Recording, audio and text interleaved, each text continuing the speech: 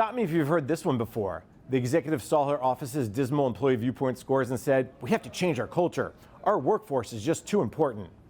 Too often, within a few months, maybe a year, that idea is short-lived and leads to an ineffective effort because either the executive leaves, gets distracted, loses interest, or the workforce doesn't buy in and the entire initiative to change their culture falls like a house of cards.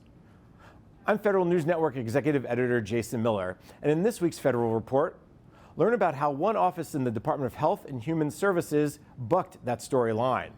I sat down with Sheila Conley, the HHS Deputy CFO since 2006, and learned how her team, over the last decade, has been changing her office's culture, improving employee engagement, and most importantly, ensuring mission success.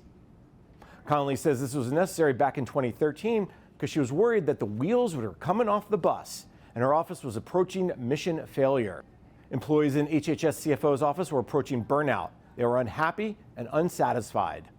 The Federal Employee Viewpoint Survey, or FEVS, results were dismal. Employee engagement was under 60%. Global satisfaction was 47%. And management's efforts to create a positive, professional working environment registered at 43%. All of this was in 2013. Today, the HHS CFO's office is much different. All three metrics and many others are coming in at 80% or better in 2022, with creating a positive professional working environment now at 85%. So how did Conley and her team manage this successful turnaround? Well, check out my Federal Report for details and my exclusive interview on federalnewsnetwork.com. Search Federal Report.